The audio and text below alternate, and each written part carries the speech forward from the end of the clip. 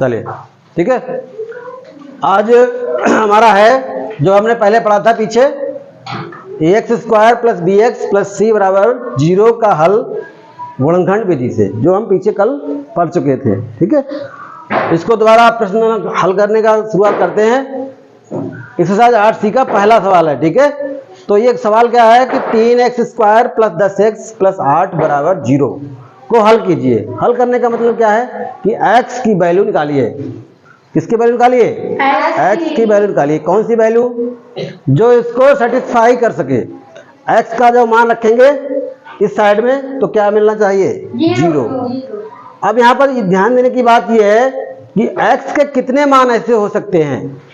x के कितने मान होंगे बताओ? x के कितने मान हो सकते हैं? यहाँ से देख के बता सकते हो x के कितने मान होंगे? कितनी घात है यहाँ पर? 2। अधिकतम घात कितनी है? 2। तो x के 2 मान आएंगे। x के कितने मान आएंगे? 2 मान आएंगे। इधर देखो ध्यान से, अगर तुम्हारा दिमाग इधर उधर रहेगा तो समझ में नहीं आएगा, ये खूब ध्यान रखना। अब ये शुरुआत है, आगे चल के बहुत कठिनाई की तरफ बढ़ जाएंगे फिर हम। अब यहाँ पर ये प्रश्न उठता है कि इसके 2 वैल्यू आएंगे। x की कितनी वैल्यू आएंगी? 2 वैल्यू आएंगी, और दोनों वैल्यू क्या होंगे? इसको संतुष्ट करेंगी। इधर रखेंगे तो इसकी वैल्यू इधर के बराबर हो जाएगी। ठीक है, अगर नहीं है, आपने जो आंसर निकाला है अगर नहीं है, बराबर नहीं हो रहा है, तो इसका मतलब जो आपने निकाला है वो क्या है? गलत होगा। ठीक है, अब निकालने की प्रोसेस क्या होती है? निकालने की प्रक्रिया क्या होती है? तो ध्यान दीजिए, इधर यहाँ पर एक्स स्क्वायर के साथ कौन बैठा है? 3। और अचर पद कौन सा है? 8। इन दोनों की मल्टीप्लाई कर लो पहले।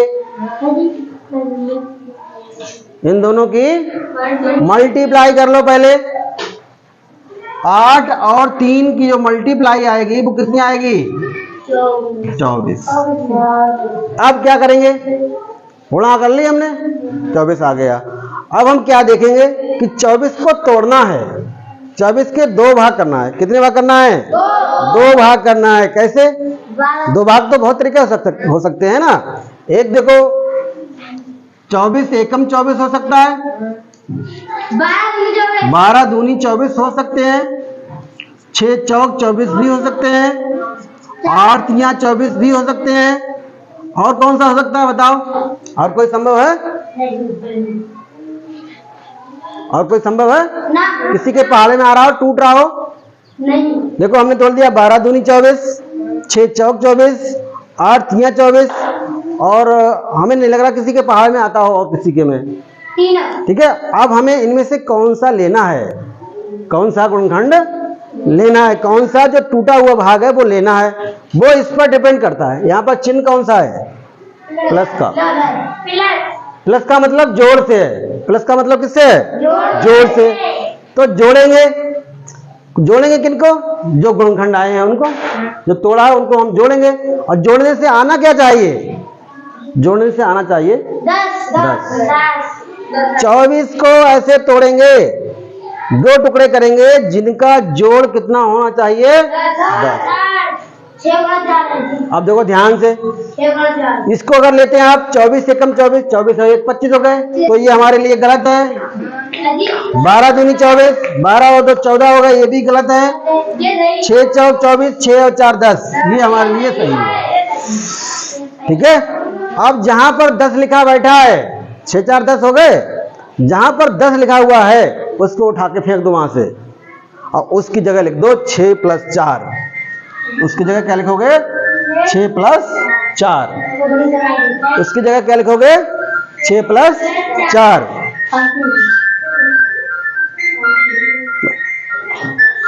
अब देखिए यहाँ पर, जहां पर 3x स्क्वायर है ये लिख लिया ऐसे ही, बराबर प्लस 10 को हटाओ यहाँ से, 10 को यहाँ से हटाओ, और 10 की जगह क्या लिखोगे? 6 + 4 लिख सकते हैं। 10 को क्या लिख सकते हैं हम? 6 + 4। तो ये हो गया 6 + 4। और जो बाहर क्या लिखा था x, वो x लिख दिया, और प्लस 8 बराबर 0। ठीक है, इतना कर लिया। इस पर ध्यान दीजिए ज्यादा, इधर जहां पर 10 लिखा था वहां पर हमने क्या लिख लिया 6 + 4, 6 4 कितने हो गए, तो यही लौट के आ जाएगा, कोई अंतर तो नहीं है भाई। अब हमने कहा जब ब्रैकेट के बाहर कोई संख्या होती है, जैसे मान लीजिए x के बाहर है 6 + 4 अंदर है, या इसको ऐसे लिखो 6 + 4 और इधर x कर दो, दोनों बात एक ही है, चाहे इधर से गुणा करो चाहे इधर से गुणा करो, बात तो वही है। तो ये इसके पास भी जाएगा और ये इसके पास भी जाएगा, तो ये क्या बन जाएगा 6x बन जाएगा और प्लस 4x बन जाएगा। तो इसको लिख लो 3x² plus 6x plus 4x plus 8 बराबर 0। ठीक है, इतना कर लिया। अब कितने पद तैयार हो गए हैं, 3 पद थे और 3 पद को हमने कितने में बदल लिया, 4 पदों में बदल लिया, टुकड़े करके बदल लिया। अब क्या करेंगे, ग्रुप बनाएंगे, दो दो का क्या बने करेंगे, ग्रुप बना लेंगे। ग्रुप बनाइए, इसको इसके साथ शामिल कर लो और इसको इसके साथ शामिल कर लो, दो ग्रुप बन गए। अब हम क्या करेंगे, यहां से देखेंगे कि इन दोनों में ऐसी कौन सी चीज है जो बाहर को निकल आएगी। ठीक है, एक तो देखिए डिवीजन वाला 3 एकम 3 3 6, एक तो 3 बाहर आएगा और x² यहाँ पर है, x यहाँ पर है, तो एक x बाहर निकल आएगा। तो यहाँ पर लगा लीजिए 3 को बाहर निकालिए और x को बाहर निकालिए और निकालते ही तुरंत आप दरवाजा लगा दीजिए, गेट बंद, गेट शुरू हो गया। अब निकालते जाइए और यहाँ पर रखते जाइए, इन दोनों में से निकालना है, किसको निकालना है 3x को, तो 3 एकम 3, 1 रह गया, 1 लिखा नहीं आता, x² में से x कम कर दिया तो भाग करेंगे तो क्या बचेगा, x बचेगा। 2 पावर यहाँ पर 1 पावर यहाँ पर है, तो 2 में से 1 गई तो कितनी बची पावर 1 प्लस 3 दूनी 6, x पूरा निकल चुका है, x नहीं आएगा अब। ठीक है, ये खत्म हो गया। अब इन दोनों में देख लो क्या चीज ऐसी है जो बाहर आ सकती है, 4 एकम 4, 4 दूनी 8, तो यहां से 4 को बाहर निकालिए। अब लगा दीजिए ब्रैकेट, जो बचता जाए वो लिखते जाओ, 4 दूनी 8। अब देखो ध्यान से, यहां से यहां तक कुछ चीज ऐसी है जो सेम है, x + 2 यहाँ पर भी है, x + 2 इस पद में भी है, तो ये क्या होगा बाहर निकल आएगा, फिर से क्या होगा बाहर निकल आएगा। तो ये हो जाएगा x + 2, एक ब्रैकेट में निकाल लिया और बचेगा क्या यहाँ पर 3x और यहाँ पर क्या बचेगा +4 बराबर 0। इतना कर लिया हमने। इतना करने के बाद हमें क्या निकालना है, x की वैल्यू निकालनी है ना, x की वैल्यू निकालनी है ना। तो क्या करेंगे, समझते जाइए ध्यान से, ये प्रोसेस आपको करनी है पूरी। अब यहाँ पर देखिए ध्यान से कि इन दोनों की गुणा क्या आ रही है, 0। इन दोनों का गुणनफल क्या है, 0। 0 गुणनफल कब आता है, जब तक कि कोई एक संख्या 0 ना हो, जब तक कि कोई एक संख्या का 0 नहीं है तब तक गुणनफल 0 नहीं आ सकता। इसका मतलब इन दोनों में से कोई एक तो ऐसा है जो 0 होगा। अब हम ये नहीं कह सकते कौन सा 0 है, ये भी 0 हो सकता है और ये भी 0 हो सकता है। तो आप मान चलिए पहले कि x + 2 बराबर 0, कभी ये तो 0 नहीं है तो ये 0 मान के चलिए। तो पहला आपका निकलेगा कि x + 2 को हम मान के चल रहे हैं कि वो 0 है। जब गुणा 0 है तो उनमें से कोई एक तो 0 होगा, पक्का है ना, कोई एक 0 होगा। तो पहले मान लीजिए x + 2 हमारा 0 है, तो इससे निकल के क्या आएगा कि x बराबर -2, उधर ले गए बराबर के उधर ले गए, तो x बराबर कितना आ गया -2। अब दूसरा हो सकता है ये भी 0, कहा नहीं जा सकता, ये भी 0 हो सकता है और ये भी 0 हो सकता है, कोई एक तो 0 होगा, या फिर जब एक 0 हो सकता है दूसरा भी 0, जरूरी नहीं है दूसरा 0, मगर हम मान के चलेंगे हो सकता है ये 0 हो जाए। तो 3x + 4 बराबर 0 हो सकता है, तभी हो सकता है गुणा 0 आ गई हो। तो इससे क्या निकल के आएगा, 3x बराबर, इसको इधर ले जाइए -4, तो x की वैल्यू कितनी निकल के आएगी, ये 3 कहां जाएगा, बटे में जाएगा, तो -4/3। x की देखो हमने कहा ना पहले कि x की वैल्यू 2 आएंगी, 2 वैल्यू आ गई, एक तो आ गया x बराबर -2 और दूसरा आ गया x बराबर -4/3। इन्हीं को हम क्या कहते हैं, मूल कहते हैं।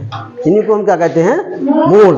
तो समीकरण के जो मूल होंगे वो होंगे कौन कौन से, एक तो होगा -2 और दूसरा होगा -4/3। इतना हो गया। अब कह रहा है क्या ये सही है या गलत है, क्या ये सही है या गलत है। तो पहले आप चेक कर लीजिए इसको, x बराबर -2 आया, यहां पर रख के देख लीजिए क्या x बराबर -2 रखने पर ये पूरा 0 हो रहा है। अगर ये 0 हो रहा है तो समझ लीजिए आपका सही है, अगर 0 नहीं हो रहा है तो ये सही नहीं होगा। तो x बराबर -2 रखने पर, x बराबर -2 रखने पर, अब देखो यहां पर 3 है और x² है, x को हटाइए, x को रिप्लेस कीजिए -2 से और ऊपर स्क्वायर लगा दीजिए, क्योंकि x को हम किससे रिप्लेस कर रहे हैं, -2 से। इसके बाद क्या है, +10 और x हटाइए यहां से, -2 लिखिए और +8। इसको सॉल्व करके देखिए क्या ये 0 है या नहीं है। ठीक है, अब देखिए यहां पर इसका जब वर्ग करेंगे, 2 दूनी 4 और 4 तियां 12, 10 दूनी 20 और +8, ये इसके साथ घुस जाएगा, प्लस का प्लस के साथ जाएगा। तो 12 और 8 मिलकर कितने हो गए, 20 प्लस के हो गए और 20 किसके हो गए, 0। इसका मतलब जो हमने निकाला है वो उत्तर सही है। अब दूसरा अपने आप चेक करेंगे, अपने घर से चेक करके लाएंगे और हमें दिखाएंगे कि यह दूसरा वाला ये सही है या गलत है। ठीक है, अगला अभ्यास, अगला प्रश्न कल करेंगे। ठीक है, उतार लो इसको।